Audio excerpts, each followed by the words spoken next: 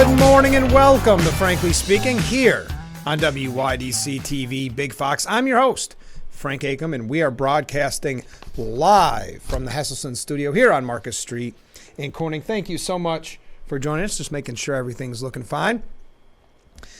Wow, do we have a lot to talk about. So I guess this will be a continuing trend with unelected,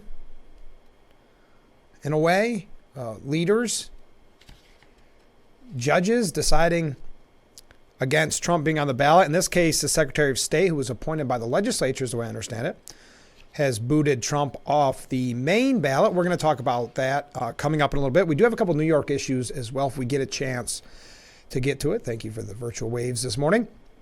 We're also going to talk, we're also going to talk a little bit here about the presidential race. I know normally we have a little more local, but I think it's that time of year, and boy, we'll be having a lot to talk about when the new year begins. But we already do have a lot to talk about, so let's get to it. Maine Secretary of State said yesterday that former President Trump was ineligible for the state's primary ballot. And it's interesting with primary ballots because I thought really no matter what, that was judged by the party. So you've got the nominee, a potential nominee, leading in the polls overwhelmingly, booted off the ballot for the Republican nomination by a Democrat Secretary of State. It's just very fascinating to me what we're witnessing here in history. And this isn't coming from a biased place. I'm just reporting the news. But if you just look behind the threads a little bit here. Maine Secretary of State, Shenna, is that how you pronounce it? Sheena, it's got to be Sheena. Bellows, I've only seen it written. A Democrat said she had concluded that Trump, quote, over the course of several months and culminating on January 6, 2021, used a false narrative of election fraud to inflame his supporters and direct them to the Capitol to prevent certification of the 2020 election and the peaceful transfer of power. Now, it was a 34-page decision. What stuck out to me, just as a visual thing or I don't know, maybe an audio thing, something to having worked in radio, now television, how she said very much like Colorado continued to say, I, quote, do not reach this conclusion lightly. That seems to be a common thread. And I'm not exactly sure, does that downplay the fact that someone might think that there's political bias here? I'm not sure. She concluded that Trump, quote, was aware of the likelihood for violence and at least initially supported its use, given he both encouraged it with incendiary rhetoric and took no timely action to stop it. I, quote, do not reach this conclusion lightly. Democracy is sacred. There's, again, I know I said this when it happened in Colorado. There's something ironic about talking about democracy when you're taking someone off the ballot. It's just very interesting. And the person who's leading the nomination right now, leading in the polls, not just for the nomination for the Republican Party, but also leading over President Biden. I am mindful that no Secretary of State has ever deprived a presidential candidate of ballot access based on Section 3 of the 14th Amendment. I'm also mindful, however, that no presidential candidate has ever before engaged in insurrection. So she has decided, by herself actually, as you recall, former Congressman Joe Semplinsky saying on the program when this happened in Colorado that when he was in the Senate, he was not found guilty of insurrection. So I guess it's up now to the Secretary of State of Maine. The oath I swore to uphold the Constitution comes first above all, and my duty under Maine's election laws, when presented with a Section 336 challenge, is to ensure that candidates who appear on the primary ballot are qualified for the office they seek. So he is disqualified from being on Maine. Now, there's going to be a big fight, obviously, just like there is going to be in Colorado, eventually leading, most speculating, to the Supreme Court. And we'll talk to you in just a moment. I've got to take a break. I'll tell you what Trump's people had to say on this. But it's Well, I don't want to run too late. Let's take our first break, and then we'll tell you what Trump's people have to say about what some other people weighing in on this had to say. We're not just going to talk about that this morning because we talked about it extensively with Colorado. This is very similar, but we will continue, and I hope that you will reach out and comment as well. There's the phone number on the bottom of the screen. You can text, leave a voicemail, and we'll be right back with Frankly Speaking here on Big Fox. Stay with us.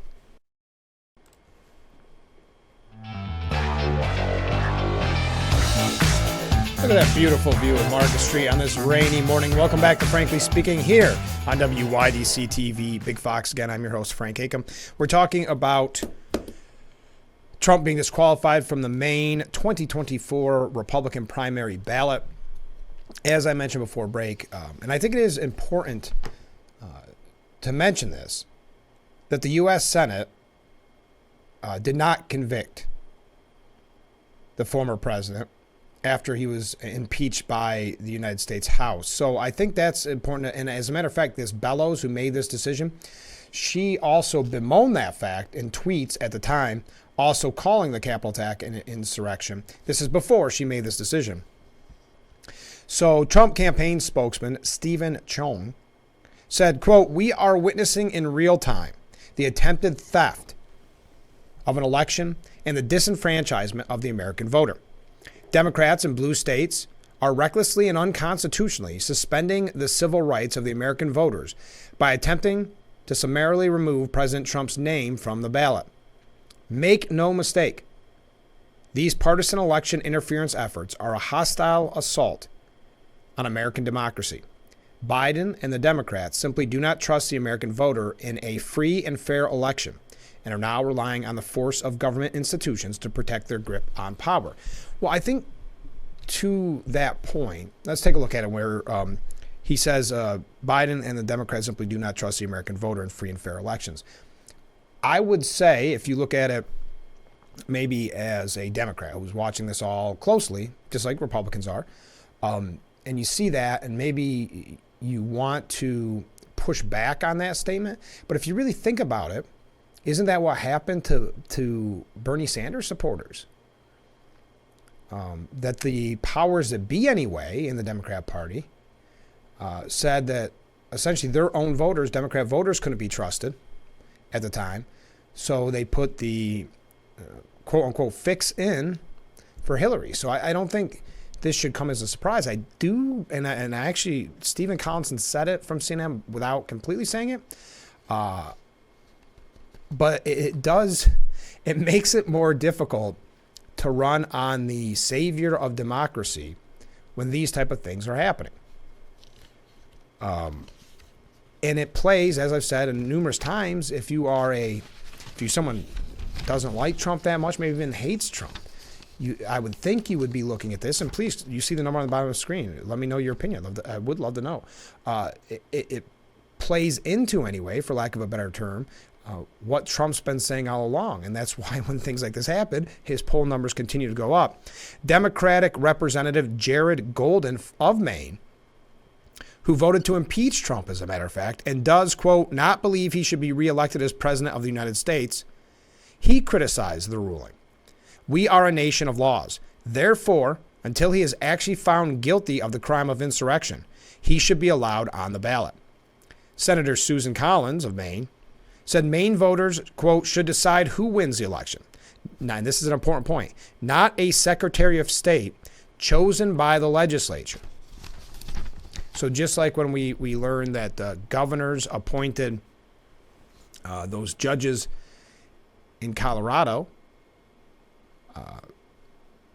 again, so that means they never received one vote. We have the same here, vote of the people, same here where you have the Secretary of State being chosen by the legislature. There's some, and I hate to keep using that term, but there is an irony in all of this. Continuing with what Senator Susan Collins said, the Secretary of State's decision would deny thousands of Mainers the opportunity to vote for the candidate of their choice, and it should be overturned. Maine law mandated that Bellows hold a public hearing over the issue, which she did in December. Bellows allowed each side to submit additional arguments after the Colorado Supreme Court's historic December 19th decision. Bellows suspended her ruling until Maine State Superior Court rules on the matter. There you are.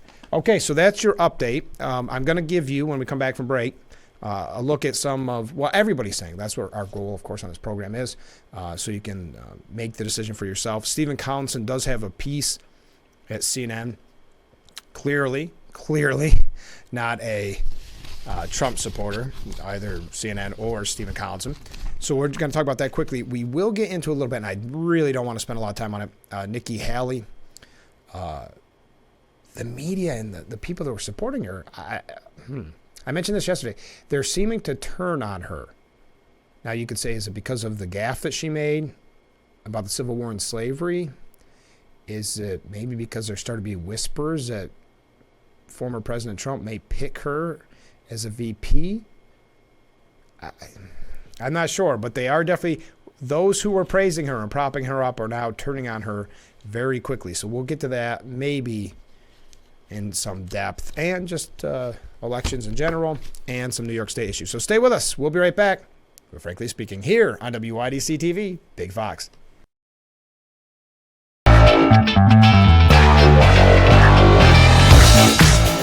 We are back with Frankly Speaking here on WYDC TV, Big Fox, broadcasting live from the Hesselson studio here on Market Street in Corning. Receive this comment. Please weigh in at any time over this decision in Maine to take or disqualify former President Trump from the ballot. Quote, and this again, coming from a viewer, the whole in-your-face ballot removal issue should raise eyebrows and trigger investigations into election integrity past and future.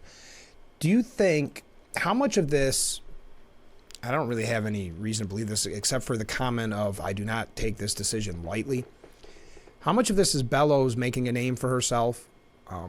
How much is it for the judges that want their, I'm not even going to say 15 minutes of fame, but being a part of history for better or for worse? At a time when everybody's seeking out fame, just some of the language in this makes me feel that Secretary of State Bellows may be looking for a different position, moving up in the political realm.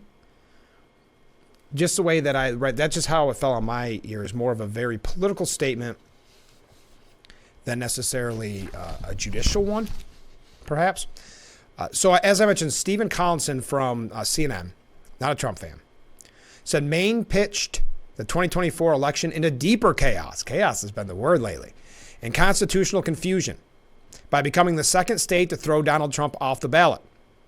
And he has a weird, I don't know why, but a weird sentence. It has already exasperated the havoc already surrounding the election and could cement ever wilder national divides. Well, could it? Could unelected politicians, unelected, what other word could you use? Judges or Secretary of State, taking the person leading the Republican nomination right now, if you look at every poll, leading by a lot, taking that person off the ballot and not allowing residents of their state to vote for the candidate they choose, it could create wider national divides.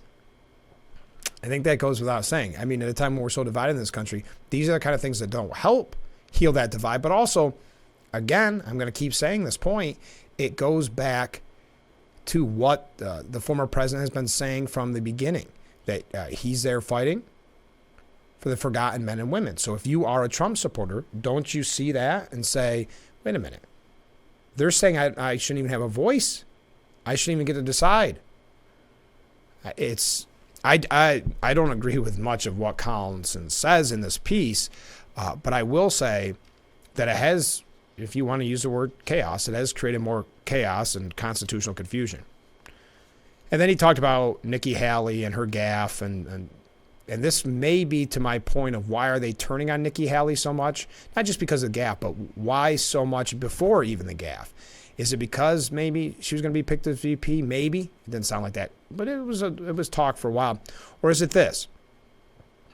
The drama surrounding the former South Carolina governor less than 3 weeks before voting starts is also having the effect of easing the scrutiny on Trump, who has caused many more scandals and outrages during his gravity-defying political career. many which are related to the 2020 election denialism behind his swirling legal exposure. Was that maybe one of the reasons they started turning on her? They didn't like the attention she was getting. Yeah, but that kind of negates that point, doesn't it? It's really interesting. I'm trying to wrap my mind around it. Maybe you have a thought or opinion on it. Please weigh in. But I'll just real quick, I'll wrap up with this. Stephen Collinson. The controversy, however, also raises new questions, this meaning what Maine decided. Not the people of Maine, mind you, the Secretary of State, who was appointed by the legislature. The controversy, however, also raises new questions over whether efforts to make Trump pay for January 6th are justified on the grounds of protecting America's democracy from a uniquely pernicious challenge, or could backfire politically against President Joe Biden and Democrats next fall. So think of how they're looking at that from just Joe Biden and Democrats from the political standpoint. Couldn't you say, well, taking someone off the ballot in the name of defending democracy is also undemocratic? If you accept the point that he's uniquely a threat to democracy, Donald Trump, you make sure to protect the American people from that by taking away their democratic rights, taking away or actually imposing a threat to democracy in the name of protecting a democracy. I just find that very interesting. But anyway, so that's why really the whole reason I brought up that piece by Stephen Collinson, kind of getting to the edges of what should be said, but not quite willing to lay it all out. Oh, by the way, on the other side of the coin, California, their Secretary of State, has left Donald Trump on the 2024 ballot. California voters will have the option to select former President Trump in the 2024 GOP presidential primary, despite calls from the state's lieutenant governor to remove him from the ballot. Think of that. Doesn't this go back to what I'm saying? Just think of that sentence. Californians will have the option to select former President Trump. The man leading in the polls will now have that option. Not considered a right. It's a little tricky when you're talking primary, but California voters will have the right to select, but this says the option, meaning the right to vote. I'm not saying that you have to pick Trump at all. I'm just saying that, yes, I guess it has the option of the man leading in every single poll, even though the state lieutenant governor called to remove him. Again, I hate to sound like a broken record and belabor this point, but how does that party then run? Not in this case. I mean, specifically, the California Secretary of State did the right thing and left Trump on the ballot. But in general, these people trying to make this decision, or the person pushing for it, like this, California's lieutenant governor, how do these people then run on, meaning Democrats, run on protecting democracy? I'd love to hear your take on it. I know not everybody watches this program is a Trump supporter or hates Trump or what. Everybody has their opinions on this, and that's why we try to present all sides to it, and that's why we heard from Stephen Collinson earlier, and that's why that piece was just the facts laid out. We're going to get to Nikki Haley's As They Put It Here by Julian Zelzer, another CNN piece. Nikki Haley's big mistake. When we come back, stay with us. We'll be right back with Frankly Speaking on WYDC TV, Big Fox.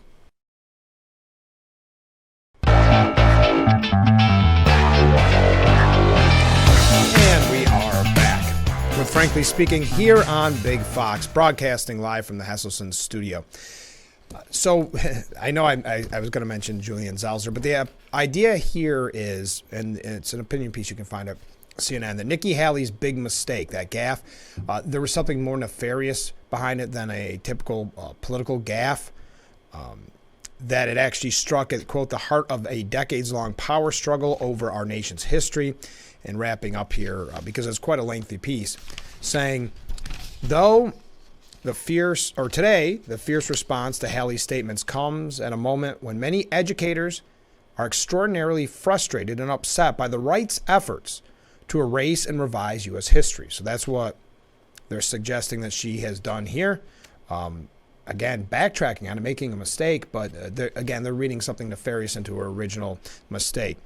Though her answer this week might have very well been a slip-up, many observers understandably fear that Haley was in fact trying to tap into a reactionary sentiment that has refused to confront the reality of our past, contributing to one of the biggest obstacles that prevents the country from fulfilling its promise of equality. Then, and this is what I mean when I was talking about earlier, isn't it interesting how the tables have turned on Nikki Haley from what was once a kind of a praise and a building up, if you will. Maybe they just realized that her numbers, even though they were improving New Hampshire, maybe they weren't going quickly enough, and maybe they said, well, let's focus on I guess going after all Republicans as they normally do. I don't know. It's interesting. But Stephen Collinson had another piece of CNN basically saying this was the worst possible moment for this to happen to Nikki Haley, and saying that it's not going to hurt, painting Republicans in a pretty negative light. But the sudden campaign storm caused by Haley's New Hampshire remarks may not cause her immediate damage in a Republican primary among base voters who are likely to see it as fueled by liberals and media outlets they distrust. But anything that hurts her campaign could help Trump. And the issue could arise again when the race turns to South Carolina primary in February that could represent a final showdown in the GOP nominating clash. The GOP nominating clash. Would you just, well, I guess clash because they go after each other, but numbers-wise it's not. And in New Hampshire, the controversy could hurt on the margins if Haley is seeking to attract independents and Democrat voters who want to oppose Trump from coming into her camp. All right. So that's probably, well, I know her opponents went after Vivek Ramaswamy, tweeted out, turns out Nikki knows as little about the Civil War as she does about the Ukraine war. But whatever war it was, I'm sure she's in favor of it. Oof. Ron DeSantis calling it a incomprehensible word salad. Haley is not a candidate that's ready for prime time, and she's gotten a pretty free ride from a lot of the corporate press. The minute that she faces any type of scrutiny, she tends to cave, and I think that's what you saw yesterday. That's Ron DeSantis there. All right. Now, Nikki Haley did go on later to blame it on a Democrat plant. She said, of course, the Civil War was about slavery. That's the easy part. Yes, I know it was about slavery. I'm from the South, she said. And that's why I know they're going to read nefarious things into it. That's what happens when a politician makes a mistake. But to me, it did seem just like a gaffe, maybe caught off guard with the question. But then she said, why are they hitting me? See this for what it is. They want to run against Trump. In town halls, I answer every question. And they are planting questions there. It was definitely a Democrat plant. When asked him, he didn't want to answer. He didn't give reporters his name, she claimed. Interesting. Then she got attacked, I guess, was it the same town hall? I got a little confused by reading this. A 9-year-old. And I'm going to... I don't know. What do you think about this? It's interesting how political parties play this. I remember in the early days of the Tea Party, when there would be a kid there, a child there with maybe some political type sign or political type shirt, the media was in hysterics saying this is wrong, it's propaganda, it's brainwashing these kids. But then you saw them at the rally when Trump was inaugurated, and you saw the same thing, and, you know, there was outrage on both sides. So this is one of those political issues that I guess it's just kind of a hypocritical one, that you're only mad when it's the other side. But in this case, I do have to say, well, it was a 9-year-old kid. And he says, Chris Christie thinks you're a flip-flopper on the Donald Trump issue. And honestly, I agree with him. You're basically the new John Kerry. How can you change your opinion like that in just 8 years? And will you pardon Donald Trump? So this person, I don't know, maybe a Trump fan, maybe not a Nikki Haley fan. 9 years old, though, talking about the John Kerry flip-flopper. Not controversy, but talking point during that campaign in 2004. Something mathematically doesn't add up there. He spent much of his 2004 presidential campaign fighting charges that he had flip-flopped and opposing the war in Iraq after voting to authorize the use of military force against Saddam Hussein. You remember that. But 2004, I just find it intriguing, and I'm sure he had some help along the way. Maybe he learned about it in one of his classes. but a 9-year-old referencing, not just referencing John Kerry, because I think you could do that, but referencing the flip-flopper issue at the time. Kind of interesting. All right, we're going to get away from Nikki Haley here. We've got a few things about Joe Biden, a few things here about former President Trump, maybe a little international. I do want to get to just a couple quick New York State issues. Feel free to weigh in on anything that we're discussing this morning. Oh, I can't forget this, and I hope to remind you at least one more time. I think I brought this up on the program last week. If not, I apologize. But be ready for Monday's special event. Monday right here on Big Fox, January the 1st. Ring in the new year, but not till 8 o'clock, 10 o'clock at night, 8 to 10 o'clock at night. But the MASH comedy special. It's MASH, the comedy that changed television. An all-new 2-hour celebration of television's most influential sitcom. It's got new interviews with cast members like Alan Alda, Gary Berghoff, William Christopher, Jamie Farr, Mike Farrell, etc., etc. And plus, rarely seen archival interviews with people like Harry Morgan, McLean Stevenson. So that is coming up, because I know many of you, and I'll be the first to admit that I do this a lot, almost every night, watch some of the old MASH reruns on MeTV. So I think this will be fun to watch from 8 to 10 p.m. on Monday, January 1st, right here on Big Fox. All right, don't miss it. All right, we got to take a short break. Stay with us. We'll be right back with Frankly Speaking here on WYDC TV, Big Fox.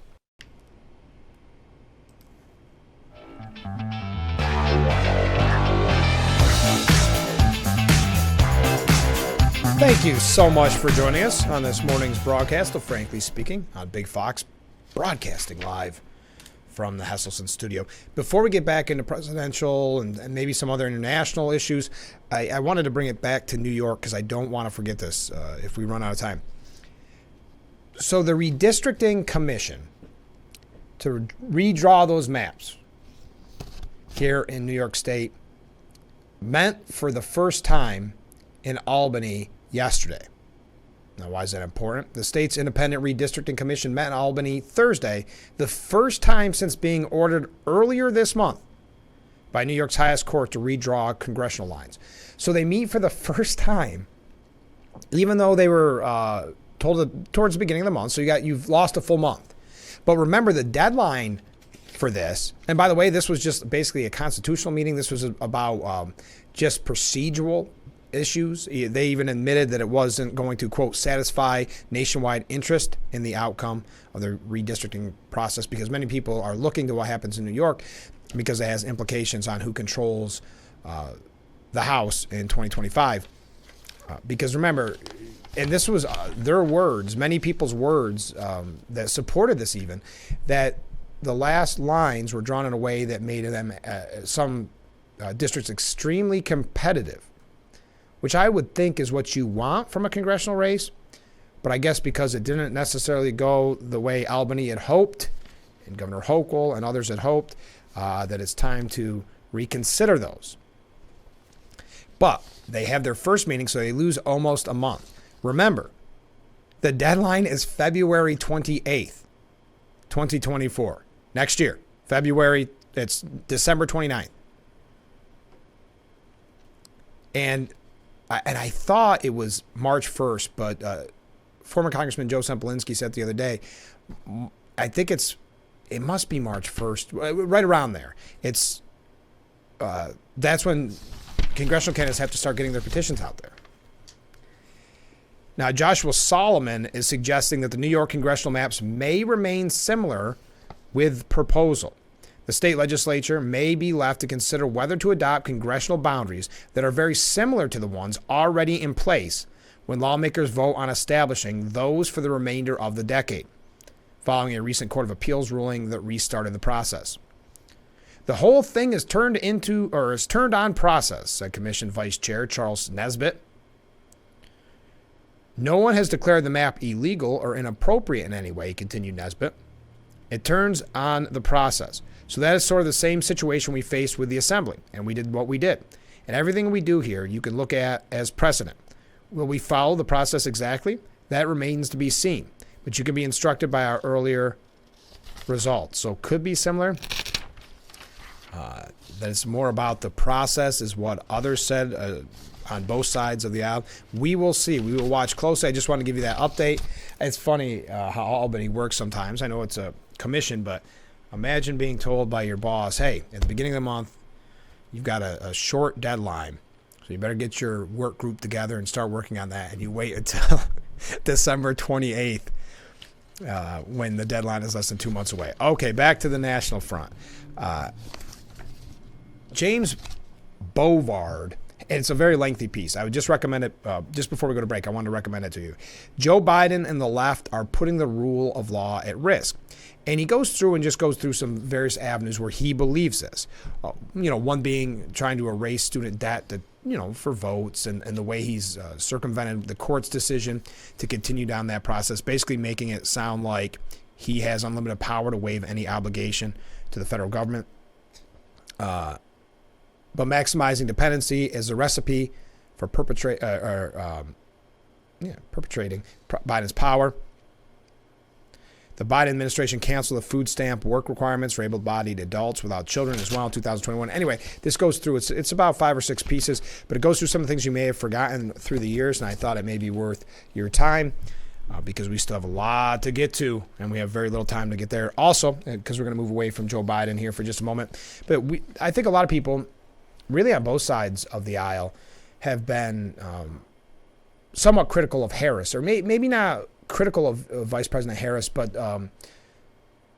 maybe not fully supporting her, or a little nervous that she could be a detriment to the campaign, because obviously there's major concerns with Biden and his age, and this is coming from both parties, as the media talks about it, with his age and his physical and mental health. So people are thinking, well, what happens, heaven forbid, something were to happen to the president, who would be next? And you start to think about Harris, and Harris hasn't really made what you could consider a splash. Some of her responses and very quiet, never mind about the responses, but not very out front as some vice presidents have been in the past. Well, according to Basil Smikle from CNN, it's an opinion piece, Kamala Harris is not a liability. She may be Democrats' best weapon. I would recommend that you check this out for yourself. We can't go through all of it, just like the last piece that was maybe more critical of Biden. This is very supportive of Harris. Much of the tiresome chatter within the Washington Beltway in recent months has tried to raise doubts about Harris's readiness to lead, should she ever be called upon to step in for Biden. Sadly, some Democrats may be culpable in allowing those narratives to gather steam. That's especially unfortunate because nitpicky critiques have only served to obscure the public's appreciation of what has been a highly successful administration. That I was not aware of. This is very much like when they tell us the economy is actually doing really well. You don't necessarily feel it. I have not seen, and so that is just anecdotal, I have not seen the public's appreciation of what has been a highly successful administration. And I don't think the administration has seen that either, as they are concerned about polling, as you see them changing their tune on certain issues in hopes of securing more votes. Democrats must embrace what Republicans have long feared, that this vice presidency is not just about advancing Washington's policymaking interests, it's also about a bridge to the party's future, helmed by one of the most unflailing party leaders there is, a black woman. That's coming from CNN and Basil Smikle, also saying that not only is she the Democrats' best weapon, or Biden's best weapon, Democrats' best weapon moving forward. So again, find that for yourself at CNN. Basil Smikle. We got to take a short break. Stay with us. We'll be right back with Frankly Speaking here on WYDC TV. Big Fox.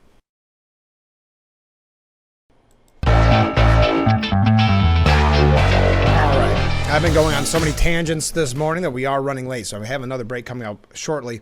But I wanted to bring this story to you just quickly. The New York Post suggests we are going to see a lot more of Barron Trump. That Barron is set for a new public role. Now, this is coming from a well-placed source, so take it however you want. The Barron Trump's appearance in a family Christmas photo proves that Melania and former President Trump are in lockstep with one another. Now, Melania was not in that photo. They tried to make that controversial at first, but she is caring for her sick mother. Here's a photo of the photo. Here's a picture of the photo. There, how's that? But Barron's appearance in this photo is truly monumental, according to Melania's former senior aide, Stephanie Winston Wolkoff, that Barron's been kept out of the limelight, and that was very strategic. Melania's decision to include Barron in this family activity, even if she couldn't be there herself, might be a significant turning point, potentially fostering a new level of support between Melania and Donald. Barron's appearance is truly monumental and shows Donald and Melania are in lockstep with one another. I believe we will see more of him now, meaning Barron, nothing happens by chance with Melania. All right. Whatever that's worth for you, I wanted to bring it to you. We got to take another short break. Stay with us. We'll be right back with Frankly Speaking here on WYDC TV, Big Fox. All right, we're jumping right back in. No music or anything. That's how fast we've got to move to get through everything here. There's an interesting look from The Guardian about, if you look back, how everything in the news, it's tough to find news. That's why, not here, not if you watch it here. But if you go to some of your outlets that you normally go to, it's, what foods not to eat. How are you going to get your New Year's resolution? And, it's all those type of things. But they did do a look back at the year 2023 at The Guardian. And looking at what happened in Congress is pretty fascinating. It says, from removing a House Speaker and expelling an indicted member, it was not a great year for America's representatives. Now, this is coming from, I think, more of a slanted position. But if you take it at face value and just look at some of the things we went through in Congress this year, it is pretty fascinating. Yeah, the original battle for the gavel, which there were so many people I knew that were watching that as if it were a sporting event. Whether McCarthy would get it, and you had the back and forth, and it was very wonky. So it was entertaining for political people. It was actually kind of entertaining for people that don't really follow it that closely. Then I think this is overhyped. On the brink of economic collapse because they had the debt ceiling. Anyway. Then you have the indicted senator from New Jersey. What do they call him now? Gold bricks. Senator Robert Menendez. Charged with years-long bribery scheme where they found gold bricks and everything. Then you had the chairs declared vacant. Then McCarthy's out. Then you had the battle for the gavel part 2 with a guy named Mike Johnson coming out when the smoke cleared, which was interesting as we learn more about him. Then there was that near fight in the Senate. And then you had Santos out and now making a fortune on Cameo, calling your friends and loved ones if you're willing to pay and wishing them a happy new year. And now McCarthy announced, as you know, that he'll be resigning at the end of December. So he's done. McCarthy's done. Almost forgot about that. So he'll be out. All right, that was a quick look. We've got our last break, and then we're going to really wrap things up. Stay with us. This is Frankly Speaking here on Big Fox.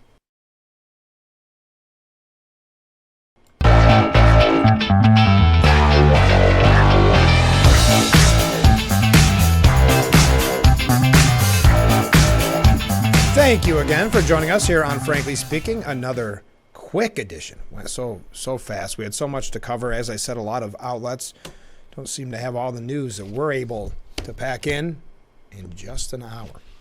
Rashida Tlaib branded Benjamin Netanyahu a genocidal maniac and warned she won't ever forget the colleagues that met with him.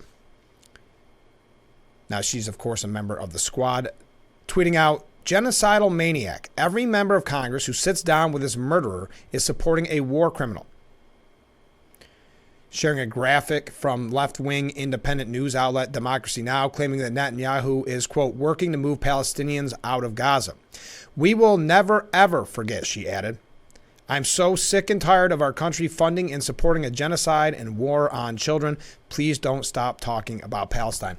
To piggyback off that on the complete opposite side, Douglas Murray has a fantastic piece that came out yesterday at the New York Post. Hamas's philosophy: all civilians, all children are tools of war. Much of the world continues to condemn Israel for waging its war against Hamas.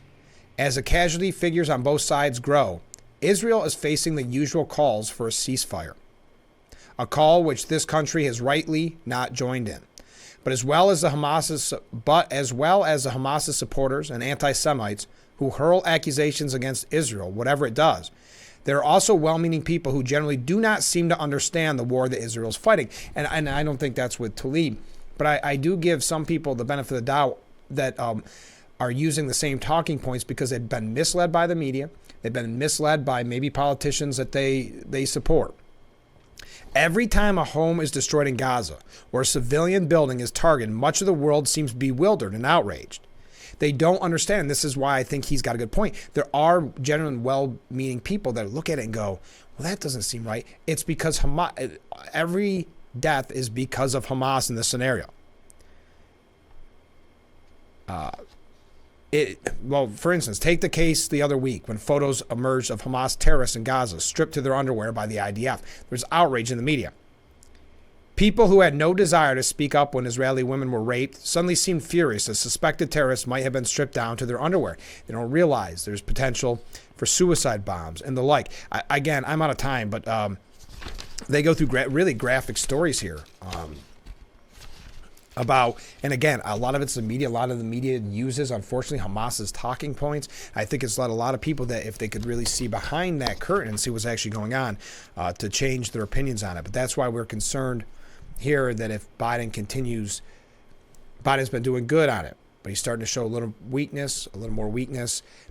And when does it all change? That's hopefully we don't see that, but history makes us all a little nervous. Yeah, that's it. We are out of time for today's edition of Frankly Speaking. Thank you to everybody who joined us. Thank you to everybody who joined us through almost a full year. I think we started in March. So it's been a wild ride. So I can't wait to start 2024 with you, because you can only imagine what 2024 is going to look like here on Frankly Speaking, and it's going to be a blast. So you'll have to join us every weekday morning starting at 7. And don't forget The MASH, the comedy that changed television documentary, on Fox on January 1st, starting at 8 p.m. Have a great, safe New Year's, folks. Great and safe New Year's. And join us on Tuesday for Frankly Speaking. Again, starting at 7 a.m. only on WYDC TV, Big Fox. I look forward to it already.